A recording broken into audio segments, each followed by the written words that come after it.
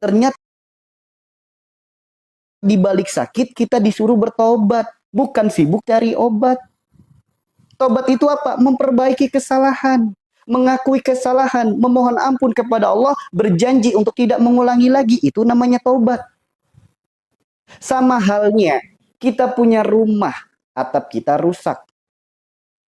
Begitu hujan, bocor. Kita punya atap bocor, Allah tidak nyuruh kita cari ember, cari baskom. Perbaiki atapnya jika ingin sembuh bocornya. Bukan sibuk cari ember, cari baskom untuk mengatasi atap yang bocor.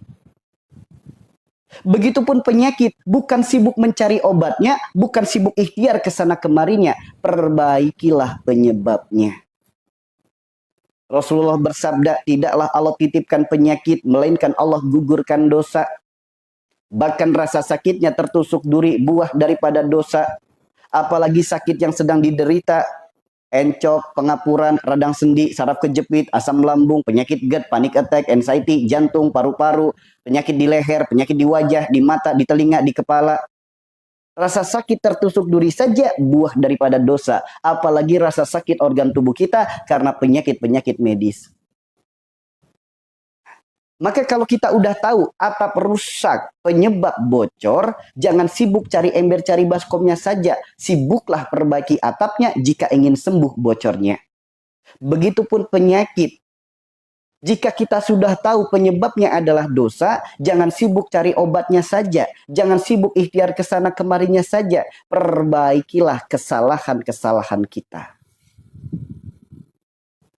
Karena sembuh itu bukan milik seberapa mahal harga obat yang harus kita beli. Sembuh juga bukan milik seberapa jauh ikhtiar yang harus kita tempuh. Sembuh juga bukan milik seberapa canggih teknologi yang harus kita pakai. Sembuh itu Allah berfirman, wa idza maritu fahuwa yasfin. Sembuh itu milik Allah, pertolongan itu milik Allah, obat itu milik Allah.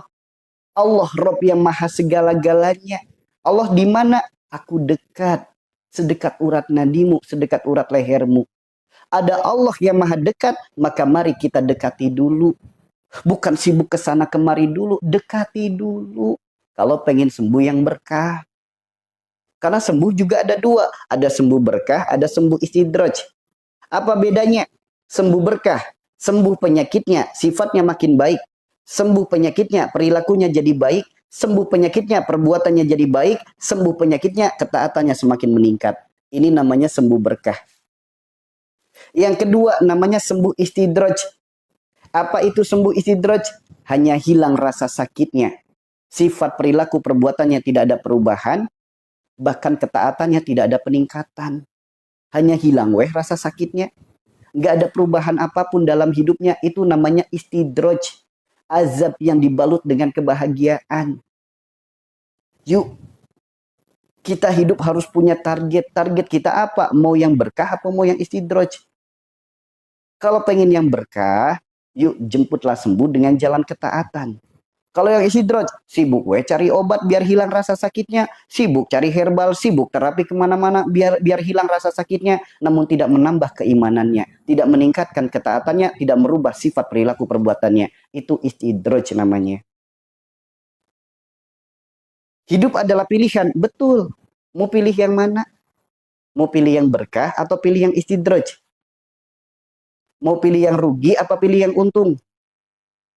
Ada orang sakit jadi rugi, ada orang sakit jadi beruntung.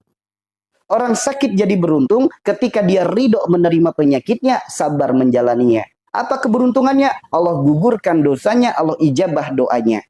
Ini keberuntungan bagi orang yang sakit jika dia ridho menerimanya, sabar menjalaninya. Namun penyakit akan jadi rugi buat diri kita. Jika bagaimana? Jika kita tidak ridho menerimanya, jika kita tidak sabar menjalaninya, akan menjadi rugi. Kenapa ruginya? Sob, uangnya habis demi untuk berobat. Ya, uangnya habis demi untuk berobat. Uangnya habis demi untuk berobat. Ketika kotak amal lewat, yang dicari uang yang kecil, nominalnya kecil, uangnya lecek. Namun ketika untuk berobat, uang yang merah, yang baru sekalipun tidak akan sayang. Berapa ratus ribu, berapa juta diusahakan. Namun ketika ada peluang untuk beramal, nyari yang paling kecil. Ada di sini. Pesan kita itu tergantung daripada hati kita. Pikiran kita tergantung daripada hati kita. Karena ibarat wadah, jika keluarnya susu, karena di dalamnya susu. Jika wadah, keluarnya kopi, di dalamnya kopi. Jika prasangka, jika lisan buruk, karena hatinya buruk. Seperti itu ya teman-teman. Jadi, jangan sampai sakitnya kita membuat rugi dunianya, membuat bangkrut akhiratnya. Yuk, jadikan sakit sebagai penggugur dosa, sebagai jalan ijabahnya doa. Bagaimana caranya? Belajar ridho. Ridho menerimanya. Ridho menerimanya. Jadi sakit itu jangan ditolak. Semakin kita menolak, justru semakin sulit sembuhnya. Jika kita ridho dengan ketetapan Allah, astagfirullahaladzim. Ya Allah, hamba akui, semua ini karena ketetapan-Mu, karena cinta dan kasih sayang-Mu. Adanya kesalahan yang terus hamba lakukan, istighfar hamba jarang. Adanya dosa yang pernah hamba perbuat, tobatnya belum. Terima kasih ya Allah dengan teguran-Mu. Hamba mohon ampunan-Mu. Hamba mohon pertolongan-Mu. Kuatkan hamba, sembuhkan hamba. So,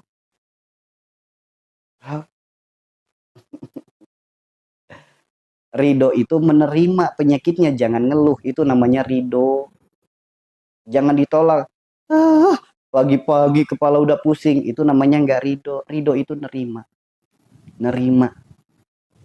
Nerima penyakitnya. Menerima ketetapannya. Karena tidak sedikit orang dikasih sakit, dia nggak terima. Kenapa harus aku yang seperti ini? Aku juga pengen seperti mereka yang sehat. Justru semakin kita menolak hal itu, semakin sulit sembuhnya. Karena Allah berfirman dalam Al-Quran surat Al-Anbiya 87-88. Semakin kita mengeluh, semakin ditambah kesulitannya.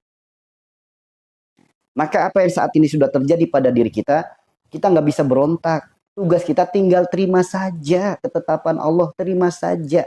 Dan sadarilah, Allah hanya menetapkan kebaikan untuk diri kita. Karena yang baik menurut Allah, kadang di mata kita sesuatu yang tidak baik. Padahal Allah ngasih sakit itu yang terbaik untuk diri kita. Supaya kita sadar akan kesalahan, supaya kita sadar akan dosa. Seperti itu ya. Sadar akan kesalahan, sadar akan dosa. Namun banyak di antara kita tidak ridho dengan ketetapannya, tidak menyadari kesalahannya, tidak menyadari dosanya. Yuk, kalau kita berpikir, daun yang jatuh saja atas izin Allah, apalagi sesuatu yang menimpa diri kita. Apakah Allah menimpa diri kita sesuatu yang kebetulan? Enggak. Semua tergantung dari amal kita. Ya, semua tergantung dari amal kita. Kalau amal kita baik, ketetapannya akan baik. Jelas, Allah sesuai prasangka hambanya. Kebaikan Allah akan berbuah kebaikan, keburukan akan berbuah keburukan. Kalau kita nanamnya kebaikan, pasti panennya kebaikan. Kalau kita nanamnya keburukan, panennya pun keburukan. Seperti itu teman-teman. Ya, jadi hayu, apapun yang terjadi pada diri kita, belajarlah ridho menerima ketetapannya. Sabar dalam menjalaninya. Itulah kunci dalam kita menjalani hidup agar senantiasa mendapatkan rahmat dan cinta darinya.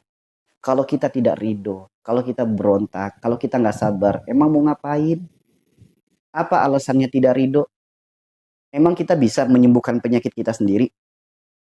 Emang kita bisa tanpa campur tangan Allah kita keluar dari masalah kita? Emang bisa? Kan nggak bisa. Makanya hayu, buat apa kita berontak?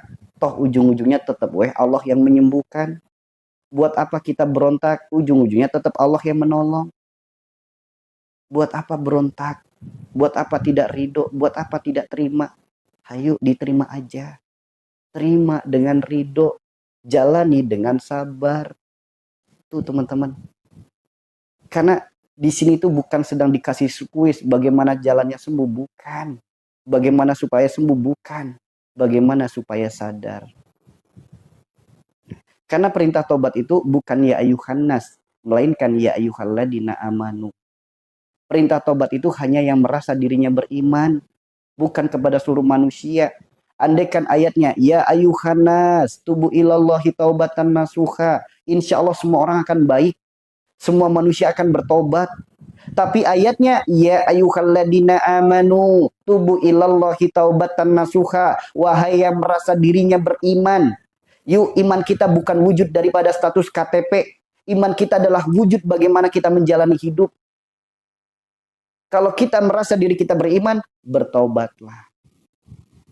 Iman kalau status KTP doang, disuruh tobat tersinggung. Iman status di lisan doang, disuruh mengakui kesalahan, nggak terima. Inilah bedanya ya ayyuhalladzina amanu dan bedanya ya ayyuhan nas. Allah lebih mencintai seorang pendosa yang mengakui kesalahannya lalu ia bertaubat daripada orang soleh, orang alim yang merasa dirinya nggak punya salah, merasa dirinya nggak punya dosa. Yang jelas-jelas soleh, jelas-jelas alim, merasa nggak punya salah, merasa nggak punya dosa, Allah tidak suka. Apalagi orang-orang seperti kita yang sedang belajar untuk baik, masih jauh dari alim, kok merasa nggak punya salah, merasa nggak punya dosa. Nauzubillah, nauzubillah. Maka mari saudaraku, jadikan sakit kita sebagai pijakan anak-anak tangga untuk kita lebih dekat kepada Allah. Jadikan sakit kita pijakan anak-anak tangga untuk lebih dekat kepada Allah. Karena sakit itu bukan perlombaan untuk mencari sembuh. Ya, sakit itu bukan perlombaan untuk mencari sembuh. Sakit itu bukan perlombaan untuk mencari obat, mencari herbal dengan terapi, bukan. Sakit bukan itu pesannya, teman-teman. At-Tahrim ayat 8, itulah pesannya. Maka mari saudaraku semua yang dirahmati Allah, para pecinta, para perindu Rasulullah, para pencari cintanya Allah. Jadikan sakit kita pijakan anak-anak tangga untuk kita lebih dekat kepada Allah. Siap insya Allah? Siap insya Allah?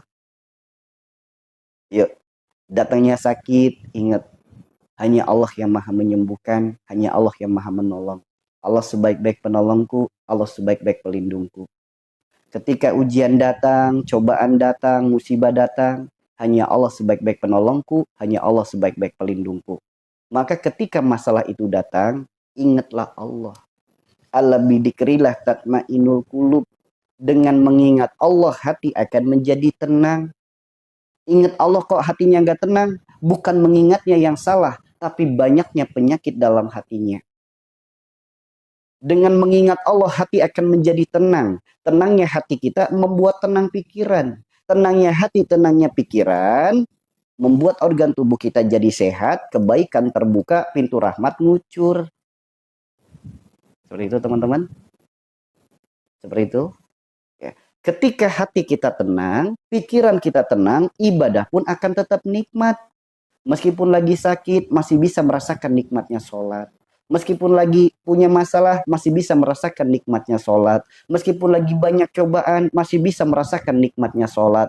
Itu kalau orang yang senantiasa ala bidikrillah tatmainul qulub. Orang yang senantiasa zikrullah kepada Allah. Orang yang senantiasa mengingat Allah. Karena ia menyadari apa yang terjadi pada dirinya, semua karena ketetapannya. Bagaimana jalan keluar dari masalahnya, semua karena pertolongannya.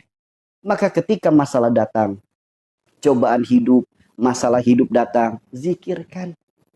Hasbunallah wa ni'mal wakil. Ni'mal maula wa ni'man nasir. Wa la hawla wa la quwata illa billahil aliyyil azim. Cukup Allah sebaik-baik penolongku. Cukup Allah sebaik-baik pelindungku. Aku tak punya kemampuan apapun, melainkan semua pertolongan darinya. Yuk. Jika itu yang kita tanamkan, akan muncul dari dalam hati kita yang namanya tawakal. Allah berfirman dalam Al-Quran surat At-Tolak, ayat 2, ayat 3. Wa may yattaqi la yaj'al lahu makhraja wa yarzuqhu min haitsu la yahtasib. Wa may yatawakkal 'alallahi fa huwa hasbuh innallaha balighul amri qad ja'alallahu likulli syai'in qadra. Allah berjanji kepada siapapun hambanya, siapapun yang bertawakal kepadanya, Allah akan berikan pintu-pintu pertolongan dari arah yang tidak kita sangka-sangka. Apa yang saat ini menjadi masalah dalam hidup kita, Allah akan datangkan solusi terbaiknya. Apa yang saat ini menjadi sempitnya dalam hidup kita, Allah akan datangkan kelapangannya. Apa yang saat ini menjadi lapangnya, Sulitnya dalam hidup kita, Allah akan datangkan kemudahannya. Apa yang menjadi kesedihan kita, Allah akan datangkan kebahagiaannya. Dan apa yang saat ini menjadi penyakit kita, Allah akan datangkan kesembuhannya. Tidak ada yang mustahil jika Allah sudah ikut andil. Yuk, manusia punya doa, Allah punya takdir. Manusia punya ikhtiar, Allah punya hasil. Manusia punya kendala, Allah punya kendali. Jika Allah sudah ikut andil, yakinlah tidak ada yang mustahil. Maka mari sama-sama kita belajar lawan segala kemustahilan dalam hidup kita dengan kita bertawakal kepadanya. Bukan mengeluh dengan penyakitnya, bukan meratap akan takdirnya, tawakal kepadanya. Karena jika Allah sudah meridhoi sembuh penyakit kita, satu butir nasi yang kita makan bisa jadi jalan sembuh. Jika Allah sudah ridho menyembuhkan penyakit kita, seteguk air yang kita minum bisa jadi jalan sembuh. Barakallahu bu. Yuk, sembuh itu bukan apa obatnya, bukan apa herbalnya, bukan apa terapinya. Sembuh itu bagaimana cara kita menyadari kesalahan kita, bagaimana cara kita memperbaikinya. Karena kalau kita hanya sibuk merespon rasa sakitnya, kita pengen rasa sakitnya hilang, kita pengen rasa sakitnya sembuh, sedangkan penyebabnya sakit belum diperbaiki, ibarat rumah. Di dalamnya ada segumpal daging. Segumpal daging itu dibiarkan, lama-lama jadi bau. Dari bau jadi bangkai, jadi busuk. Jika di dalam rumah kita ada bangkai, secara otomatis akan datang lalat. Kalau kita hanya ngusir lalatnya, sedangkan bangkainya masih ada, lalat itu pasti akan kembali lagi, datang lagi, kembali lagi. Sama. Begitupun kalau kita punya segumpal daging, yaitu kolbu atau hati. Kalau hati kita berpenyakit, akan muncul penyakit. Kalau kita hanya sibuk menghilangkan rasa sakitnya, sedangkan hatinya masih sakit, tetap aja kembali lagi penyakitnya, kambuh lagi penyakitnya, datang lagi rasa sakitnya. Jangan sibuk mengusir lalatnya. Yuk, sama-sama sibukkan diri kita, perbaiki penyebabnya. Ambil bangkainya, kubur bangkainya, bersihkan bekasnya, wangikan tempatnya. Jika bangkai itu sudah keluar atas izin Allah, lalat itu akan pergi dengan sendirinya. Begitupun kita punya penyakit, kalau kita sibuk saja perbaiki penyebabnya, bersihkan bekasnya, bersihkan sifat perilaku perbuatan buruk kita, cuci diri kita. Yuk, dengan taubat. Jika Allah sudah ampuni, jika Allah menghendaki, sembuh mah gampang. Bahkan saking gampangnya sembuh, Nabi Ayub hanya menghentakkan kaki ke bumi, sembuh penyakitnya. Rasulullah hanya menempelkan tangan di bagian tubuh yang sakit, sembuh penyakitnya. Itu saking mudahnya sembuh. Ya itu kan Nabi. Untuk apa ada Nabi jika tidak kita tiru? Untuk apa ada Nabi jika tidak kita contoh? Lantas mau mencontoh siapa? Mau meniru siapa? Jika di Al-Quran disebutkan Nabi Ayub menghentakkan kaki ke bumi, jadi sembuh. Apakah itu hanya dongeng? Atau hanya sebatas Allah ingin iming-imingi? Enggak. Ini menunjukkan kepada diri kita, menyadarkan pada diri kita, jika Allah sudah berkehendak, tidak ada yang mustahil jika Allah sudah ikut andil. Nah, maka poin inilah yang harus kita tekankan. Sembuh itu sejatinya mudah. Saking mudahnya sembuh, tempelkan tangan di bagian tubuh yang sakit, akan berkurang penyakitnya, bahkan bisa jadi jalan sembuhnya. Percaya nggak teman-teman? Percaya nggak? Saking mudahnya sembuh, tempelkan tangan di bagian tubuh yang sakit, akan berkurang penyakitnya, bahkan bisa jadi jalan sembuhnya. Percaya nggak teman-teman? Yuk teman-teman yang merasa room ini bermanfaat, bagi teman-teman yang belum mengikuti, silakan diikuti dulu teman-teman. Bagi teman-teman yang merasa room ini bermanfaat, jangan lupa dibagikan. Baik kepada saudara kita yang lagi sakit, keluarga kita, teman kita, sahabat kita, atau mungkin grup-grup kita. Yuk bagikan kebaikan ini. Karena kita tidak pernah tahu kebaikan mana yang menolong kita, kebaikan mana yang menyelamatkan kita. Bismillah, dengan kita tebarkan kebaikan ini, semoga menjadi jalan ridhonya Allah untuk diri kita, sebagai jalan hidayah bagi yang sedang sakit, untuk mendapatkan sembuh yang berkah. Seperti itu ya teman-teman ya. Bismillah, jadilah yang baik karena Allah dan untuk Allah. Oke, yuk kita buktikan bersama-sama.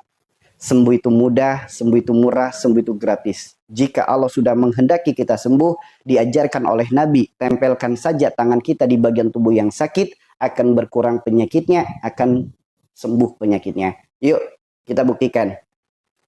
Yang paling gampang dan paling umum, sakit kepala aja. Paling gampang dan paling umum, teman-teman. Paling gampang ini, paling umum. Perhatikan baik-baik. Teman-teman ikuti dan praktekkan. Ini rambut, ini kulit.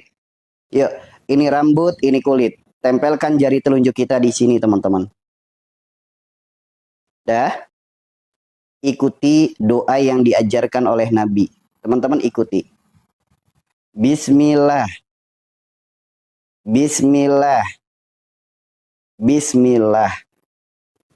A'udzubillahi wa qudratihi min syarri ajidu wa ukhadiru. Tekan sedikit. Ikuti garisnya. Sampai depan telinga. Arahkan jari kita ke lubang telinga, tutup lubangnya dari luar. Tekan yang kuat. Teman-teman ucapkan inna lillahi wa inna ilaihi rajiun. Tarik yang kuat ke belakang. So, seketika kepala bagian ini, leher kita, punggung kita, pundak kita, tangan kita, seketika bisa langsung merinding, bisa langsung hangat, bisa langsung sendawa, bisa mual, bahkan ada juga yang bisa langsung muntah. So, praktekin. Praktekin teman-teman. So, dipraktekin. Yang kanan boleh, yang kiri boleh, bebas. Ini kita latihan membuktikan benar atau tidak apa yang diajarkan oleh Nabi. Tempelkan tangan di bagian tubuh yang sakit, akan berkurang penyakitnya, bahkan bisa jadi jalan sembuhnya. So, langsung enteng nggak kepalanya? Langsung enteng nggak kepalanya? Yang pundaknya kaku, lehernya kaku, langsung enteng nggak? Langsung hangat nggak? Langsung enteng nggak? Langsung hangat nggak? Praktekin teman-teman. Yuk, jangan sampai apa yang kita lihat hanya sebatas tontonan tanpa adanya pembelajaran. Ya, maka kalau teman-teman ingin mendapatkan kebaikannya, bukan hanya nonton, ikuti apa yang dianjurkan. Karena apa? Ini sesuatu yang dianjurkan oleh Nabi kita. Cukup tempelkan tangan di bagian tubuh yang sakit, akan berkurang penyakitnya, bahkan bisa jadi jalan sembuhnya. Ya. Kita ulangi sekali lagi ya. Kita ulangi sekali lagi. Yuk. Teman-teman yang sering sakit kepala, migrain, vertigo, kelayangan, yang pundaknya sering sakit, yang lehernya sering kaku, praktekin ya, praktekin. Ini rambut, ini kulit. Antar rambut dan kulit ada garis. Tempelkan jari telunjuk kita di sini. Udah? Ikuti doa yang diajarkan oleh Nabi. Teman-teman ikuti. Bismillah. Bismillah. Bismillah. A'udzubillahi wa qudratihi min syarri ma'ajidu wa ukhadiru. Yang ketinggalan doa ini teman-teman bisa diganti dengan istighfar. Tekan sedikit, ikuti garisnya. Garisnya diikuti. Ikuti sampai depan telinga. Tepat di depan telinga, arahkan ke lubang telinga. Tekan dari luar, tutup. Tekan yang kuat, ucapkan inna lillahi wa inna ilaihi rajiun. Tarik yang kuat ke belakang. So, seketika kepala kita bagian ini, leher kita, punggung kita, pundak kita, tangan kita, seketika bisa langsung merinding, bisa hangat, bisa sendawa, bisa mual, ada juga yang sampai muntah. So, teman-teman buktikan sekarang. Teman-teman buktikan sekarang. Udah? Siapa di sini yang sudah membuktikan? Waalaikumsalam semuanya. Waalaikumsalam. Siapa di sini yang sudah membuktikan? Yang sudah ikut mempraktekkan? Terbukti atau tidak, kepalanya langsung enteng. Bahkan matanya langsung terang. Langsung hangat, merinding. Leher kaku, pundak kaku langsung enteng. Terbukti atau tidak? Ya, enak kan sekarang? So, ini bukti. Jika Allah sudah ikut andil, tidak ada yang mustahil. Makanya sembuh itu bukan seberapa mahal obatnya, bukan seberapa jauh ikhtiarnya, bukan seberapa canggih teknologinya. Bukan. Sembuh itu ada pada ridho Allah.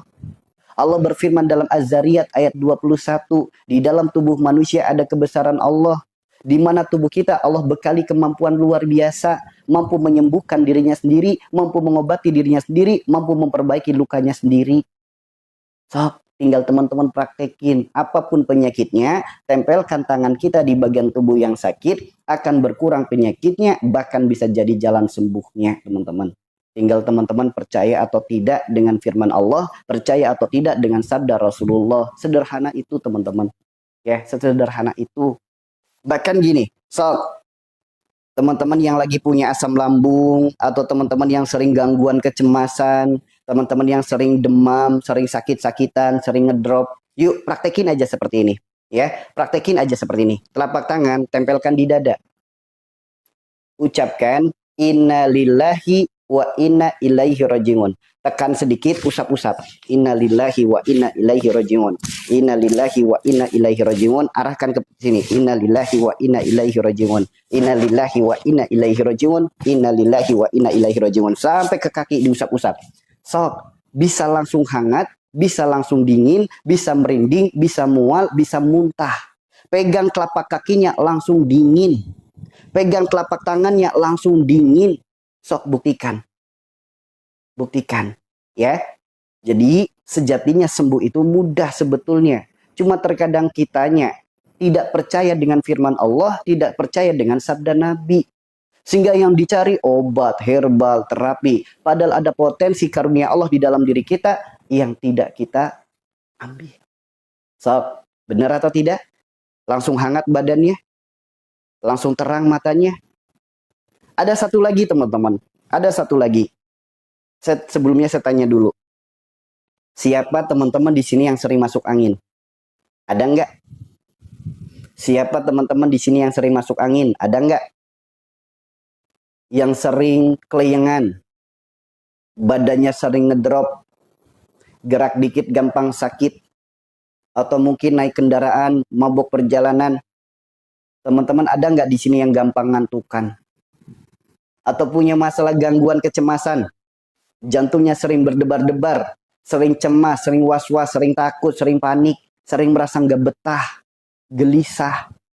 Yang punya asam lambung ada, yang punya penyakit GERD, panic attack, anxiety, ada?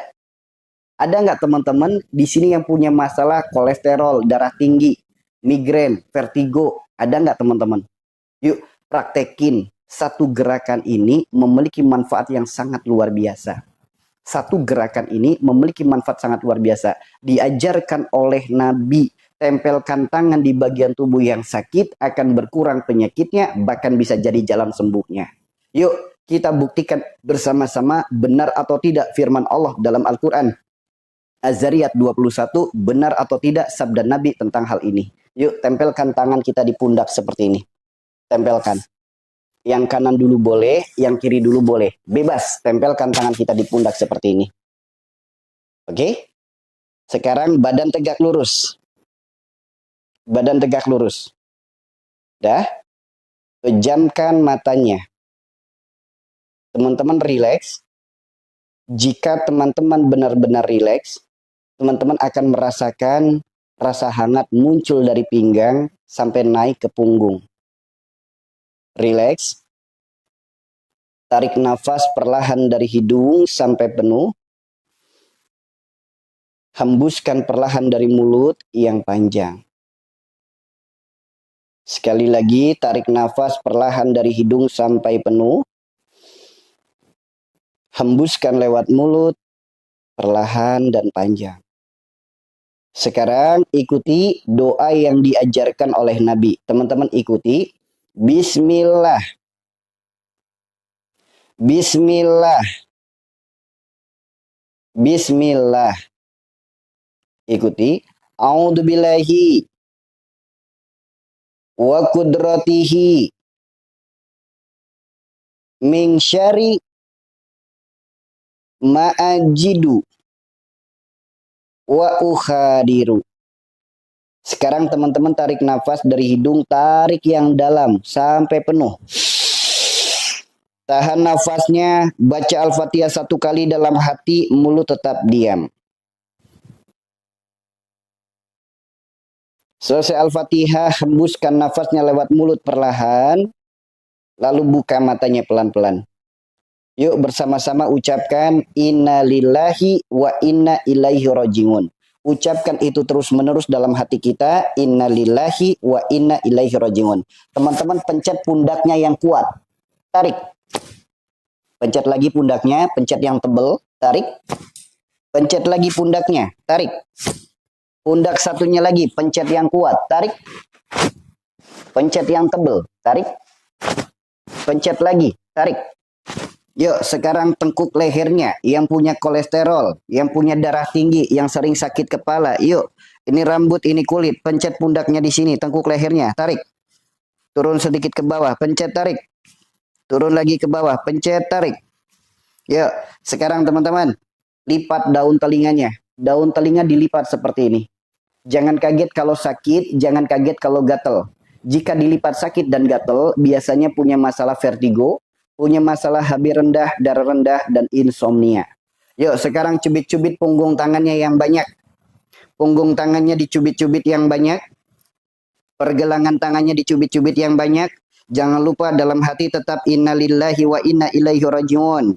Yuk, ke lengan dicubit-cubit yang banyak. Jangan kaget kalau langsung sendawa. Jangan kaget jika ada yang mual. Lebih tebal lagi, naik ke atas. Yuk, pergelangan satu lagi. Di punggung tangan dulu, cubit-cubit yang banyak. Pergelangan tangannya dicubit-cubit yang banyak. Lengannya cubit-cubit yang banyak. Lebih tebal lagi, naik ke atas. Jangan kaget kalau merinding. Yuk, sekarang pergelangan kaki. Mohon maaf, saya angkat kaki saya. Mohon maaf jika nggak sopan, teman-teman. Prakteknya nggak usah diangkat ya. Yuk, pergelangan kaki di sini. Cubit-cubit yang banyak. Cubit yang banyak, naik ke atas. Bagian luarnya, cubit-cubit yang banyak, naik ke atas. Bagian dalam, cubit-cubit yang banyak, naik ke atas. Punggung kaki, cubit-cubit yang banyak. Yuk, yang banyak nyubit-nyubitnya. Tepat ditekukan ada tulang yang nonjol. Sampingnya tulang nonjol dicubit, diputer-puter. Yang punya asam urat, yang punya rematik, punya stroke, punya epilepsi, Parkinson, praktekin. Insya Allah rasa panasnya, perihnya sampai ke ubun-ubun. Yuk, sekarang pergelangan kaki satunya lagi. Pergelangan kaki satunya lagi teman-teman. Yuk, pergelangan kaki satunya lagi dicubit-cubit yang banyak. Naik ke atas. Bagian dalamnya cubit-cubit, naik ke atas, bagian luarnya cubit-cubit, panas, perih, enak teman-teman. Yuk, pergelangan kaki sama punggung kakinya dicubit-cubit yang banyak seperti ini. Tepat ditekukan, ada tulang nonjol, sampingnya tulang nonjol dicubit, diputer-puter. Geser sedikit, puter-puter, sedikit lagi, puter-puter. Sok, asam urat, rematik. Yang stroke, yang saraf kejepit, yang Parkinson praktekin, epilepsi praktekin. Dah? Sekarang dalam hitungan 1, 2, 3. Bagi teman-teman yang benar-benar ikutan praktek. Sekarang saya tanya, jawab jujur teman-teman. Siapa di sini yang langsung sendawa? Siapa di sini yang langsung keluar keringat hangat? Badannya langsung segar. Ngantuknya langsung hilang. Matanya langsung terang. Angin langsung minggat. Bahkan muncul semangat. Siapa di sini yang reaksinya seperti itu? Langsung sendawa. Enak gak sekarang badannya? Lebih fresh nggak sekarang badannya? Hilang nggak rasa ngantuknya? So, teman-teman yang sering masuk angin, teman-teman yang sering mabuk perjalanan, gampang kelayangan, gampang sakit-sakitan, gampang ngedrop, gampang ngantuk, yang punya asam lambung, penyakit GERD, panic attack, anxiety, darah tinggi, kolesterol, vertigo, migrain, epilepsi, bahkan stroke, praktekin teman-teman. Luar biasa sekali manfaatnya. Apa yang diajarkan oleh Nabi, tempelkan tangan di bagian tubuh yang sakit akan berkurang penyakitnya, bahkan bisa jadi jalan sembuhnya. Silakan teman-teman jalankan. Oke?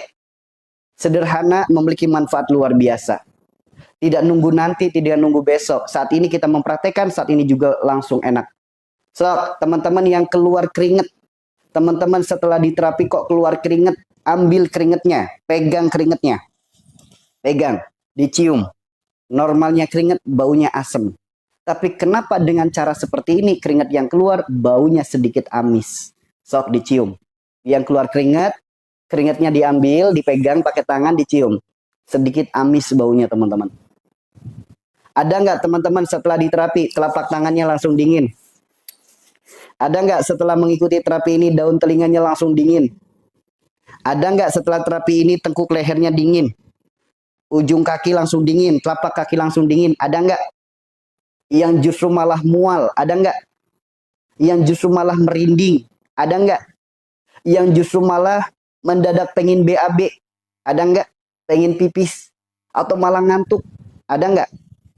Teman-teman yang mengalami hal itu, jujur, benar atau tidak, teman-teman juga sering mengalami habis wudhu kentut. Wudhu lagi, kentut lagi. Habis wudhu ragu-ragu, ini kentut apa bukan? Habis wudhu pipis. Wudhu lagi, pipis lagi. Habis wudhu ragu-ragu, ini cert, pipis apa bukan? So, benar atau tidak seperti itu? Yang justru setelah diterapi kok malah keluar keringat dingin. Yang justru setelah diterapi kok malah mual, malah merinding. Benar atau tidak? Punya pengalaman seperti itu juga. Ya, yuk kita merujuk dalam kitab yang sangat luar biasa, namanya Kitab Tibun Nabawi. Ditulis oleh Ibnu Qayyim Al-Jauziyah, rujukan utama para ulama yang dakwah lewat jalan pengobatan. Bahkan sering dijadikan rujukan oleh tenaga medis yang muslim. Ya, silakan teman-teman yang punya kitab ini buka halaman 93. Yang justru mengalami hal seperti tadi, teman-teman silakan. Diajarkan oleh Nabi, sengajakan batuk. Supaya apa? Supaya muntah. Karena diajarkan oleh Nabi, muntah sebagai obat. Silakan dimuntahin. Ya, caranya bagaimana? Batukin aja. Batukin aja. So, batukin aja. Nanti muntah. Bukan makanan yang keluar, melainkan hanya lendir saja. Bukan makanan yang keluar, melainkan hanya lendir saja. So, bagi teman-teman yang merasa room ini bermanfaat, bagi yang belum mengikuti, silakan diikuti dulu teman-teman. Bagi teman-teman yang merasa room ini bermanfaat, jangan lupa dibagikan ke grup-grupnya, ke saudaranya, ke keluarganya. Bagi teman-teman yang merasa ini bermanfaat, jangan lupa disupport dakwahnya dengan tap-tap bersama-sama seperti ini. Ya, bismillah, semoga segala kebaikannya membuka kebaikan keberkahan untuk kita semuanya, menjadi jariah terbaik untuk kita semua. Silakan. silakan. Mau diulangi lagi? Mau diulangi lagi? Diulangi terapinya. Sok, siapa yang mau diulangi? Siapa yang mau diulangi? Oke, kita ulangi ya. Kita ulangi. Teman-teman yang mau direkam, silakan direkam. Nanti diupload ulang di TikToknya, silakan. Diupload ulang di sosial medianya, silakan. Atau mau di-share di grup-grup, silakan. Ya. Oke, barokallah Pak Carkim, barokallah. Oke, kita ulang ya. Ada di sini yang mau merekam? Yang mau merekam, silakan direkam. Persiapkan dari sekarang. Udah? Oke? Udah, yuk. Siap direkam ya. Siap mulai? Bismillah. Yuk, bagi teman-teman yang sering mengalami masuk angin, sering mabuk perjalanan, gampang kelayangan, gampang sakit-sakitan, gampang ngedrop, gerak dikit gampang sakit, gerak dikit gampang lelah, atau mungkin punya masalah sering ngantuk.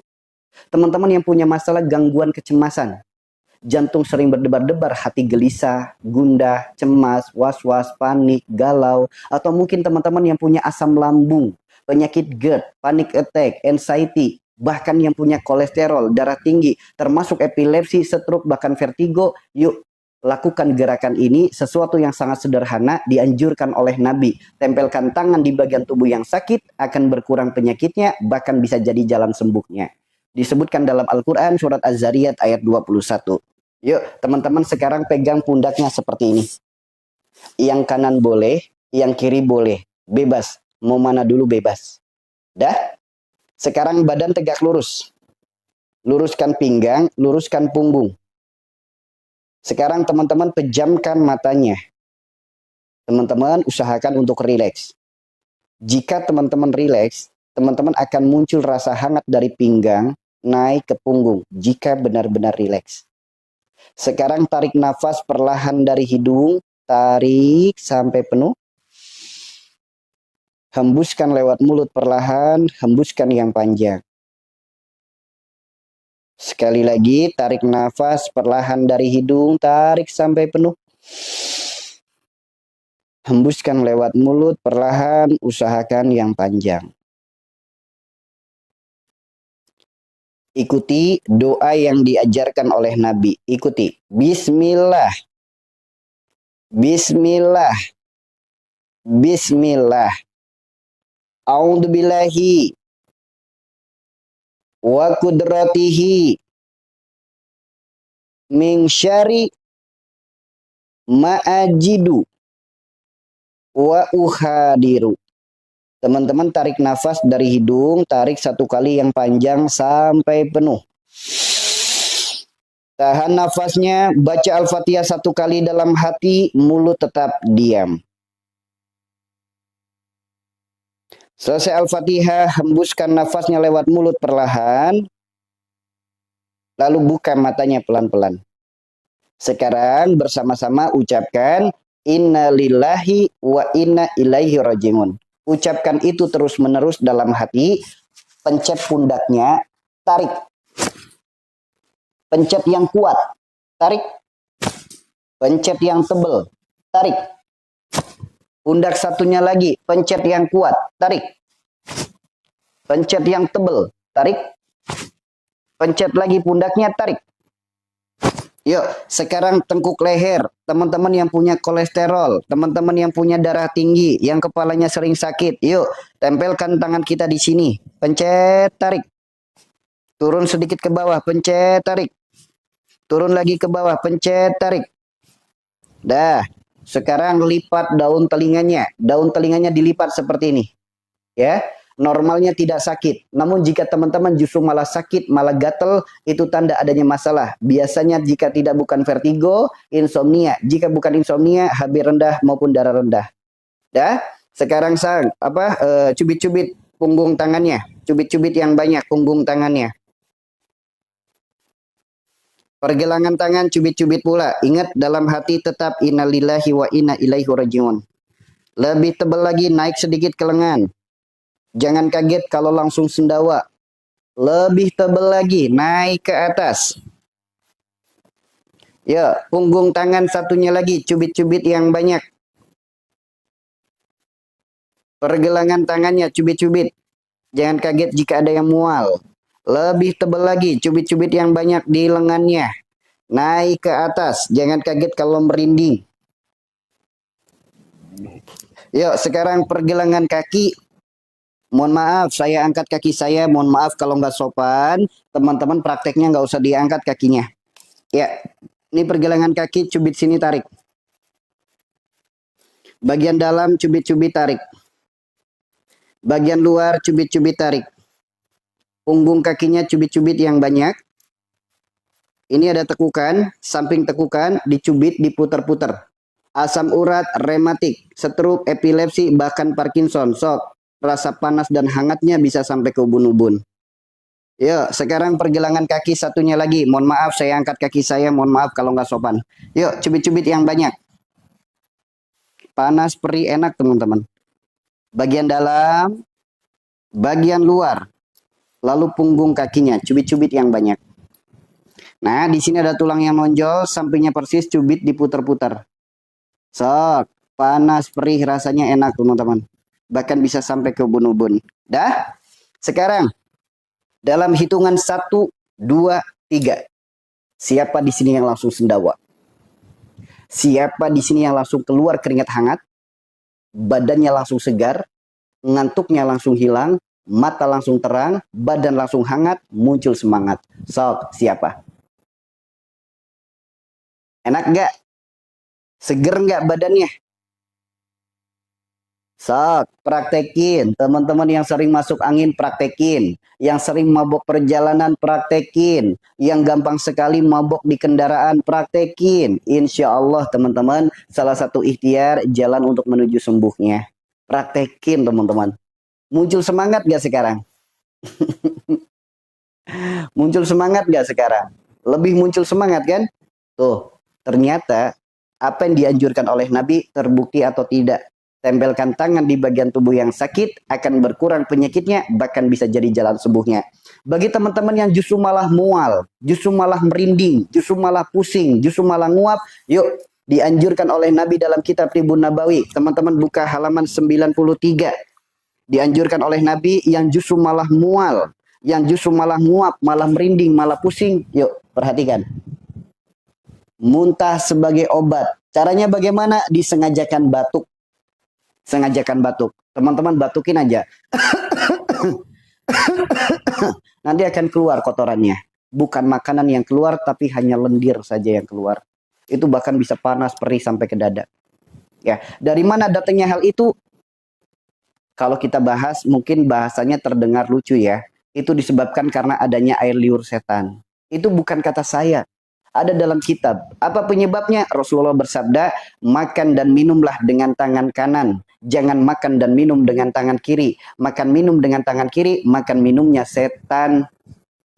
So, berarti kalau kita makan dan minum dengan tangan kiri akan mempengaruhi organ-organ dalam tubuh kita. Masuknya air liur setan ke dalam tubuh kita. Ciri-cirinya apa? Dipegang dingin. Telapak kaki, tengkuk leher setelah terapi dipegang dingin. Yang kedua, apa penyebabnya? Makanan yang terbuka di malam hari dimakan lagi di esok hari, itu nggak boleh. Ya, itu nggak boleh. Makanan yang terbuka di malam hari, esok harinya nggak boleh dimakan. Kalau kita tidak ingin makanan kita sia-sia, tidak ingin makanan kita mubazir, maka simpanlah makanan itu dengan baik. Tutuplah dengan baik. Karena jika terbuka, boleh jadi ada virus, ada bakteri, ada binatang, boleh jadi ada makhluk malam. Tuh teman-teman. Yang ketiga, apa penyebabnya? Makanan dan minuman yang namanya buruk, jangan dimakan. Contohnya, bakso setan, mie setan, seblak setan, pentol setan, nasi goreng gila, es gendeng, es pocong, dan lain sebagainya. Makanan-makanan yang namanya buruk, jangan dimakan.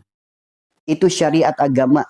Yang mau mengikuti, silakan. Yang mau menentang, urusan masing-masing. Ya, adanya agama supaya kita hidup punya aturan. Ngaku umat beragama, tapi ada aturan dilanggar, berarti agamanya hanya KTP saja.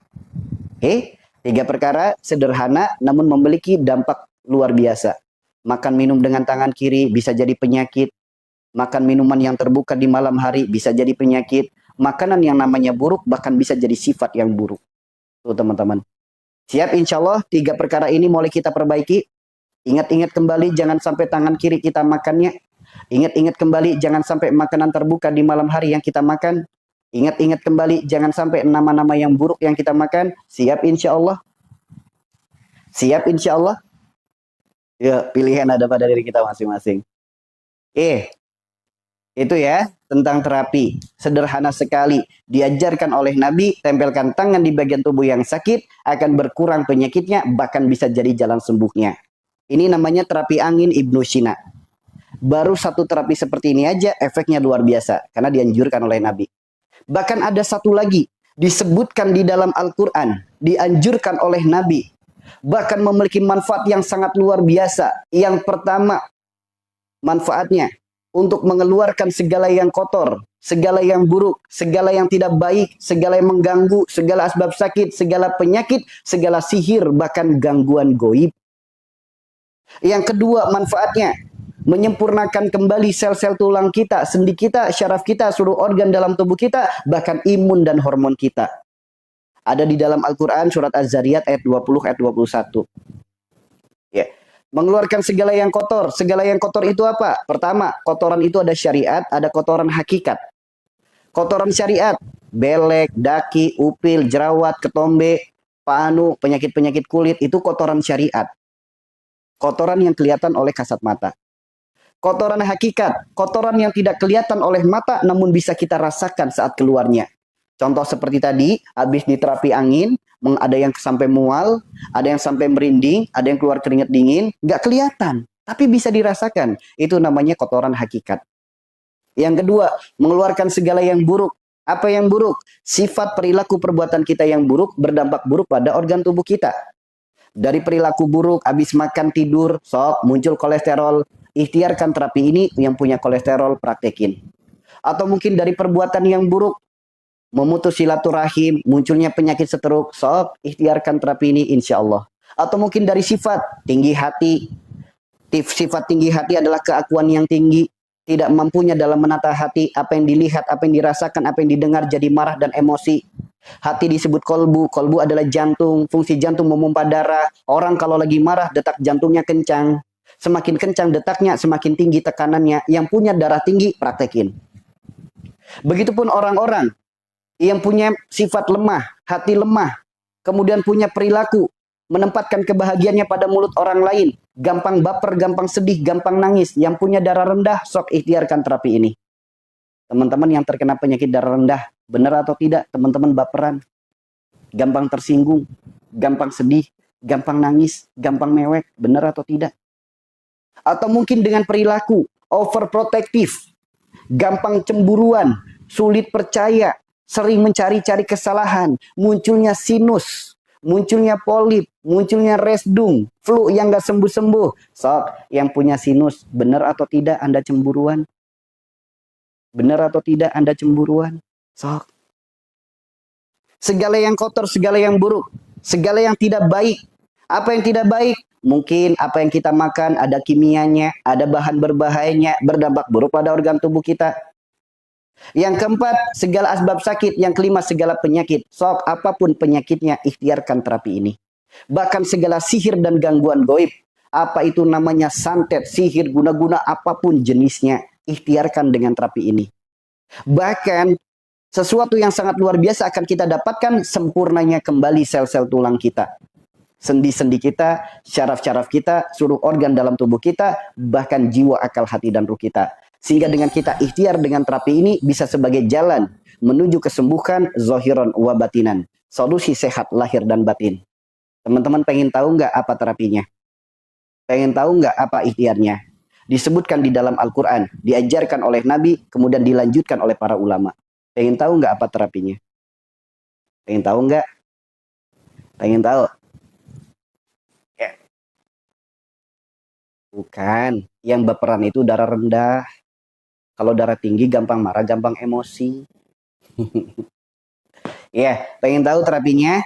Yuk, bagi teman-teman yang pengen tahu terapinya, saya lebih sarankan dulu teman-teman buka Al-Quran, surat Az-Zariyat, ayat 20, ayat 21. Kenapa? Agar teman-teman yakin, ini bukan dari saya, melainkan ada di Al-Quran. Silakan teman-teman buka di Al-Quran, surat Az-Zariyat, ayat 20, ayat 21. Az-Zariyat ayat 20, Allah berfirman, di dalam bumi ada kebesaran Allah bagi yang yakin. Di dalam bumi itu ada apa? Salah satunya ada air. Air sebagai sumber kehidupan, air sebagai sumbernya kebersihan.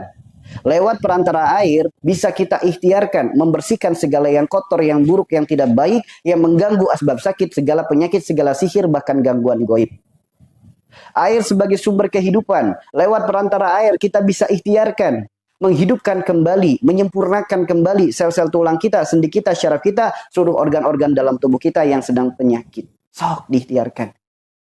Kemudian Az-Zariyat ayat 21. Allah berfirman, di dalam tubuh manusia ada kebesaran Allah. Maka perhatikan.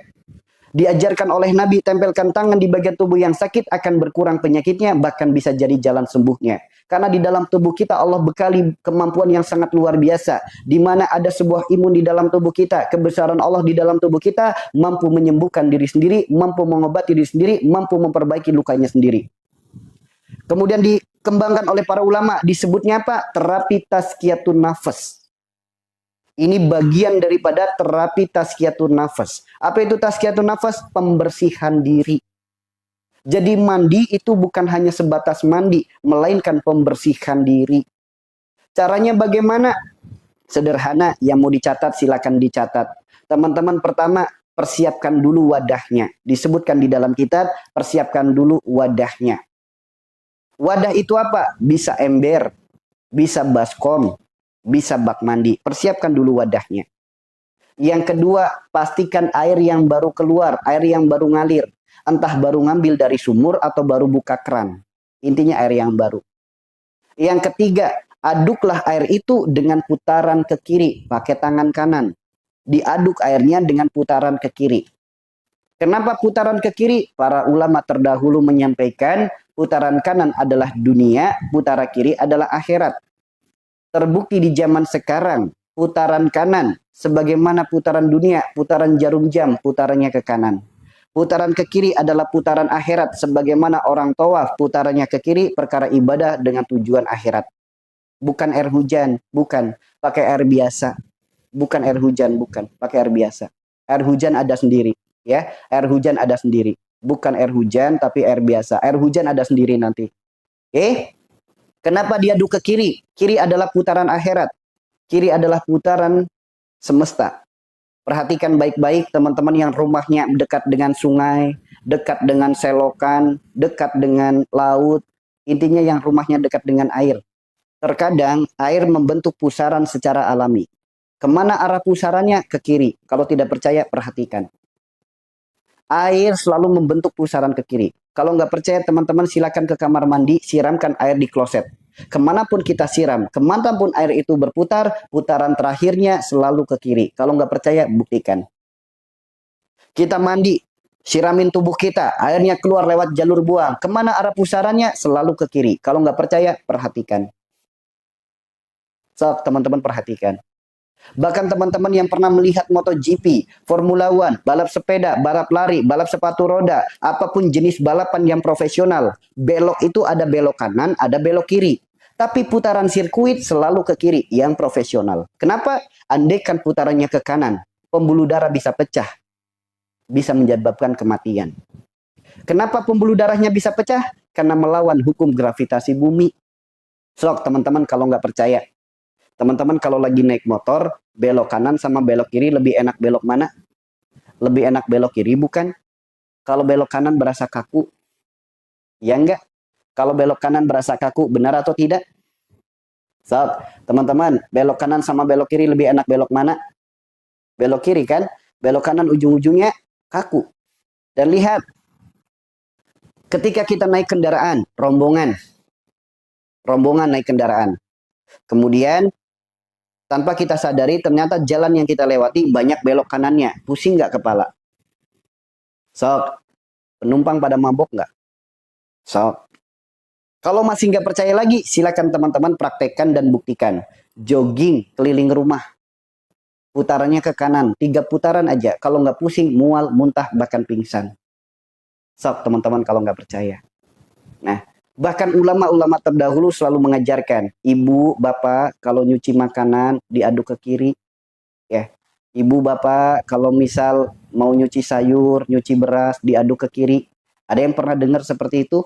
Ulama-ulama sepuh, ulama-ulama terdahulu sering menyampaikan itu. Ibu, bapak, kalau bikin minuman diaduknya ke kiri. Pernah dengar nggak yang seperti itu? Kenapa harus putaran kiri? Kiri adalah putaran akhirat. Kiri adalah kebesaran Allah. Maka silakan teman-teman diaduk, air yang berada di wadah tersebut diaduk ke kiri. Berapa kali adukan? Nggak usah dihitung. Yang penting airnya membentuk pusaran. Ya, nggak usah dihitung, yang penting airnya membentuk pusaran. Nah, ketika airnya sudah berpusar, teman-teman ambil air 1 gayung. Keluar kamar mandi. Doakan airnya di luar kamar mandi. Apa doanya? Disebutkan dalam kitab. Yang pertama, bacakan 3 surat kul. 3 surat kul itu apa? Pertama, kul huwallahu ahad. Yang kedua, kul a'udzu birabbil falak. Yang ketiga, kul a'udzu birabbin nas. Kemudian bacakan Al-Fatihah, bacakan ayat kursi. Jika hafal. Jika tidak hafal, cukup Al-Fatihah saja. Kemudian kita berdoa memohon kepada Allah yang diminta hanya satu, ridhonya. Ya Allah, hamba memohon kepadamu, ridhoilah ikhtiar hamba untuk mendapatkan sehat dan sembuh yang berkah darimu. Bacakan Al-Fatihah, tiupkan. Air yang sudah didoakan, air yang ada di gayung yang sudah didoakan, teman-teman campurkan lagi di bak mandinya, atau di embernya, atau di wadahnya. Campurkan lagi. Baru persiapan untuk mandi. Dalam kitab disebutkan, jika Anda laki-laki mandi, tutuplah 1 wilayah. Jika Anda perempuan mandi, tutuplah 2 wilayah. Ya, jika Anda laki-laki tutup 1 wilayah, jika Anda perempuan tutup 2 wilayah. Al-Fatihah dulu apa kulhu dulu? Al-Fatihah apa 3 surat kul dulu? Kul huwallah, kul falak, kunas, Al-Fatihah, baru ayat kursi. Seperti itu ya teman-teman ya. Seperti itu ya. Ya. Dah. Kemudian ketika sudah persiapan, jika Anda laki-laki 1 wilayah ditutup, jika Anda perempuan 2 wilayah ditutup. Jika tidak ada penutup, usahakan teman-teman jongkok mandinya. Ya, usahakan teman-teman jongkok mandinya. Kalau nggak ada penutupnya ya. Cara mandinya bagaimana? Disebutkan dalam kitab. Yang pertama, siram dulu kaki kanan. Siram kaki kanan dari bawah sampai ke pinggang. Kemudian siram kaki kiri dari bawah sampai ke pinggang. Kemudian siram pundak kita kanan, siram pundak kita yang kiri. Lalu siram kepala kita. Pastikan semuanya basah. Ketika semuanya sudah basah, diajarkan oleh Nabi, tempelkan tangan di bagian tubuh yang sakit, akan berkurang penyakitnya, bahkan bisa jadi jalan sembuhnya. Misal, teman-teman ada yang stroke, usap-usap aja tangannya, yang stroke. Ada yang sakit di perut, usap perutnya. Ada yang sakit di dada, di leher, di wajah, di kepala, di bagian tubuh manapun yang sakit, usap dengan telapak tangan kita dan jari jemari kita. Usap semuanya. Ya, usap semuanya. Jika kita ingin dari ujung kepala sampai ujung kaki segala penyakitnya pengen ikhtiarkan untuk sembuh, maka usahakan dipijat-pijat kepalanya seperti ini. Usap wajahnya, bersihkan matanya dari mata minus plus, lindas glukoma, katarak mata rabun. Kemudian bersihkan telinganya, masukkan kelingking ke hidung, masukkan jari ke mulut, usapkan leher, dada, tangan, perut, kaki, semuanya diusap. Nanti akan ada reaksi alami yang sangat luar biasa. Teman-teman seketika bisa langsung merasakan dingin, bahkan bisa muntah, bahkan bisa diare seketika. Jangan kaget, ada juga yang merasakan hangat, bahkan lebih merasakan gerah. Nggak lagi dingin, tapi gerah. Kenapa bisa seperti itu? Lihat, perhatikan baik-baik teman-teman.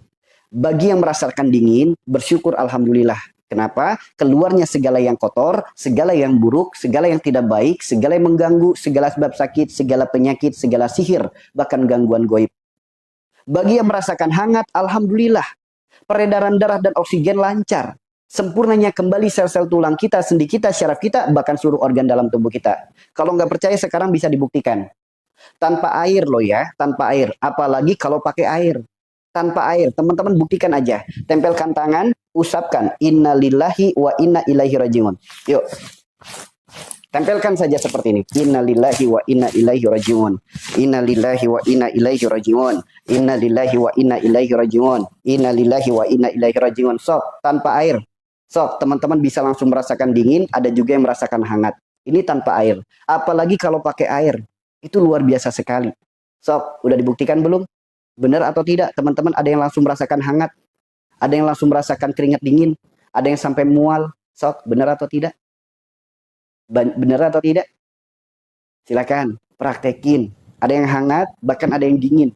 Ada yang mual. Yang lambung biasanya langsung merinding, keluar keringat dingin. Pegang telapak kakinya dingin. Yang asam lambung, bibirnya langsung gemetar. Sok, buktikan. Ini tanpa air. Apalagi kalau pakai air. Ya, apalagi kalau pakai air.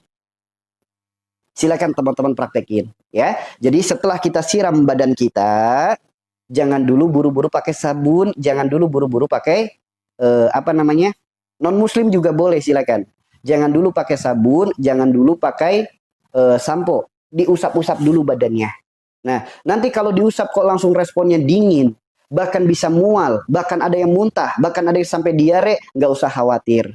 Bahkan ada yang merasa gerah, masalah justru keluar keringat, nggak usah khawatir. Siram kembali tubuhnya, rasa dinginnya langsung hilang, yang merasakan gerah juga langsung hilang.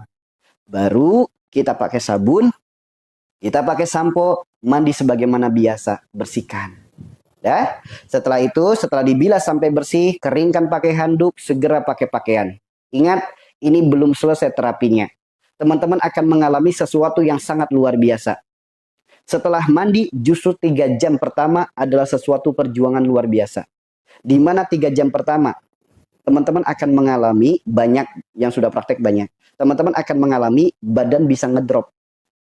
Lemes, pusing, mual, muntah, diare, pegelinu, demam, itu jangan kaget. Ya, itu jangan kaget. Pokoknya kalau awal setelah setelah selesai mandi kok tiba-tiba badannya ngedrop, itu jangan kaget. Bahkan mual, bahkan pegelinu, itu jangan kaget. Kenapa? Ini bagian daripada tazkiyatun nafas. Kenapa bisa seperti itu? Perhatikan baik-baik teman-teman. Yuk, kita punya baju. Baju yang kita kenakan, bajunya kotor. Baju yang kita kenakan berlumuran dengan noda, berlumuran dengan najis. Kira-kira boleh nggak kita pakai baju yang kotor saat ini kita pakai baju kotor, kita pakai untuk sholat, boleh atau tidak? Baju yang saat ini kita pakai, bajunya banyak najis, dipakai untuk sholat, boleh atau tidak? Ya, Bapak Suherman, jika ini bukan agama Anda, silakan. Ya, jika ini bukan agama Anda, silakan keluar dari room ini. Ya, silakan. So, teman-teman, saya tanya, boleh nggak kalau saat ini kita pakai baju kotor, kita pakai untuk sholat, boleh atau tidak? Nggak boleh kan? Perhatikan baik-baik.